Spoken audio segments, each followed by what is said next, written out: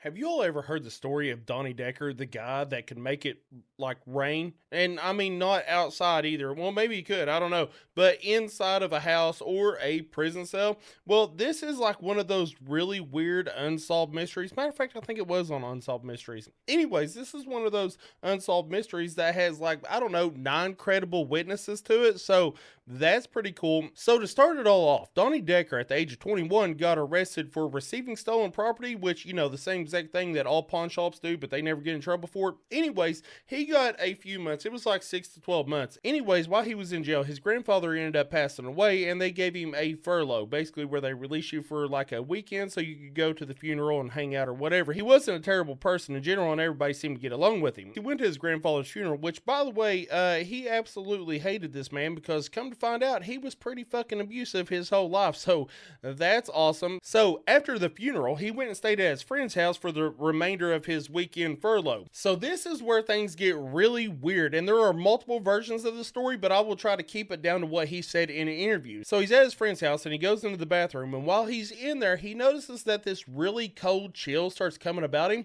And he doesn't really know how cold it got, maybe 20 or 30 degrees cooler, but he notices that he can see his breath. And whenever this happens, there was water that started dropping down on him. Now, he was really confused by this and didn't know what was going on, but he had a really bad feeling about it. He said that he could feel some sort of negative presence or something just felt really bad, and he didn't know what was going on. So he leaves the bathroom, he goes into the living room and tells his friends, he's like, I don't know, but I think I just like got possessed or I was like attacked by Satan or something. And they're like, yeah, okay, that's weird. Well, at this point, that room also gets really cold and water starts running down the walls. Now, this is just odd for everybody. They're over there examining it, seeing what's going on, and then it just kind of starts falling from the ceiling. Well, at this point, his friends decide to call their landlord because there's a bust pipe or something in the house. Well, the landlord shows up, and whenever he does, he's like, yeah, I don't know what's going on. There is nothing bust here. Like they go around the house looking for anything that could be causing this. And the landlord's like, okay, yeah, this is weird. You know what? I want to go ahead and call up my wife so she can come and see this. And this is so weird. I want to call the cops too. Let's go ahead and have him here. Now at this point, nobody really knows what's happened. Not even Donnie Decker. He's just like, yeah, this shit is weird. So the police show up. The landlord goes out to meet him, and the police ask what's going on. He's like, well, I don't. You just have to like walk in there and see what's going on. I don't. And the cop's like, yeah, no, I'm not walking inside of a house and not knowing what's going on. He's like, just believe me, you wouldn't listen to me if I told you what it was. Just go in there and check it out. So the officer, or I think officers, walk up to the door, and whenever they open it, they said that there was water sitting there. They really couldn't even tell what direction it was going. It was moving from the floor to the ceiling, from the ceiling down, left, right, and it was just odd. Well, they're weirded out by this, but there's like, yeah, I don't know what to do about this. So they get a hold of their police chief. The police chief comes down there and they're like, yeah, you're going to have to go in there and see what this is. So the chief walks in, notices the rain going upside down, back and forth, and just stationary, and turns around, walks back out, and tells them, yeah, there's nothing going on here. Matter of fact, I don't want you all to write a report on this, and we're going to drop this right now. Don't be discussing this outside of this area right now. And just takes off. Well, the two officers are like, yeah, no, we seen what we seen, and this is freaking weird. So anyways, the officers end up leaving. Now, at this point, everybody's just kind of weirded out. The landlord and his wife's out. Donnie Decker's in there. His friend and his wife is still in there. And his friend's like, you know what? This is just weird. Let's leave and just go across the street and go get us a slice of pizza. So they walk across the street, and when they do, everybody acknowledges that the freaking water just quits. So they walk across the street, they go into the pizza joint, and while they're in there, the waitress or the owner of the restaurant goes up, and she said that Donnie was there, but he wasn't really like focused in. It was almost like he just wasn't observing what was going on, even while he was looking at me. He was just kind of out there in the moment. Well, at this point, the friend's like, yeah, I don't know, Donnie's possessed or something, and it started raining over at the house, and the lady's like, yeah, I bet it did. Well, at this point, it starts raining in the freaking restaurant. Well, the waitress walks over to the cash register, she gets her cross, and she comes over and puts it in Donnie's hand, and whenever she does, he screams and throws it because it's freaking burning his hand. Now, everybody's freaked out, and it was at this point that Donnie realized, yeah, this is probably probably me. My friends didn't have any problems until I showed up. I had the weird experience in the bathroom, and then whenever we leave the house and I show up over here, it starts raining here. He's like, I think I'm doing this. So they make their way back to the house, and whenever they get there, the landlord's like, listen, Donnie, I know you have something to do this, and I want you to freaking stop. Like, stop this, whatever it is. And everything gets kind of quiet, and Donnie gets picked up and thrown by an invisible force. He said it is a really weird experience because it wasn't like he got pushed. It was like his whole entire body got shoved at once. And he said it made him feel really vulnerable, almost like a newborn baby, because it was just his entire body got thrown.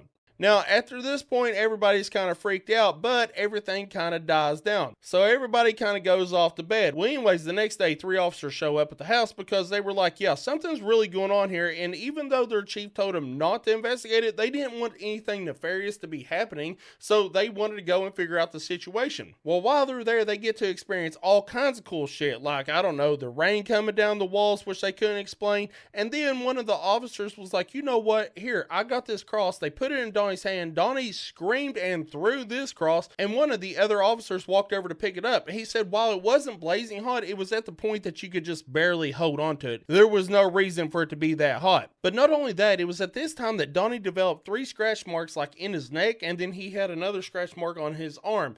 And everybody was just like, yeah, I don't know what to do about this. So the cops start calling around to try to find a priest or something to do something because they felt like this was a possession. Well, none of the priests in the area would come and help out. Finally, they got a hold of a lady. She decided to show up and start reading the Bible to him. And it was at this point that all the weird stuff started slowing down to eventually it just went away. Now, you would think that would be the end of it. I mean, if all the weird stuff stops happening while you're reading Bible passages, you would think if there was a demon in there, it'd just be done. But no, he goes back to jail, and this is whenever even more weird shit starts happening. They put him in a maximum security cell, and he's in there with another bunkmate. Well, at this point, Donnie's like, I wonder if, like, I can make it rain. And somehow he makes water start rising up off the floor, and it start raining inside the cell. The other guy is freaking plumb the fuck out, and is like screaming at the guard to get him out. The guard's like, Donnie, if you can really make it rain, how about you make it rain on the warden? And Donnie's like, okay. Well, he concentrates.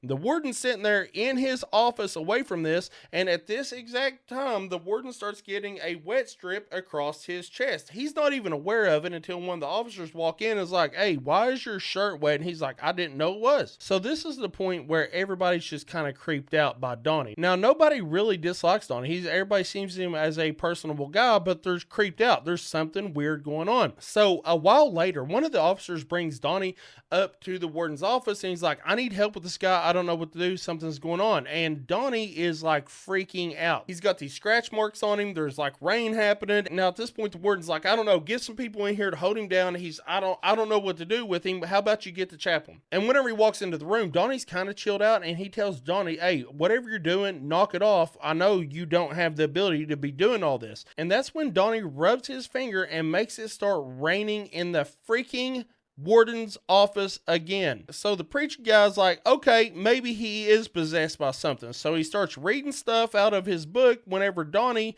just kind of mellows out and just stops. Now, there wasn't much that went on after this point. Donnie said that it mostly stopped and his life went on. It pretty much turned into a normal life as you expect. He got a wife, he had some kids. However, I was watching an episode on the Y-Files with AJ when he mentioned that sometimes whenever Donnie's daughters would get really, really upset, crying, like not, oh, I'm just throwing a fit, but they were literally in pain or something like that, that there would be some sort of form of water show up on the ceiling or something like that, and Donnie would kind of wipe it away. But I don't know if that was a little extra fluff or whatever, but the majority of everything I read says that it just kind of went away and he lived a normal life. Now, I know that there are a lot of skeptics that are like, oh, why don't you take pictures? Well, probably because this happened in 1983, and while there was people that had video cameras and cameras, you either had to have money or you had to just straight up be really into cameras at that time to be able to get one, because it wasn't just something common. People had Polaroids, but those were kind of put up for special occasions. You didn't really just have them on hand,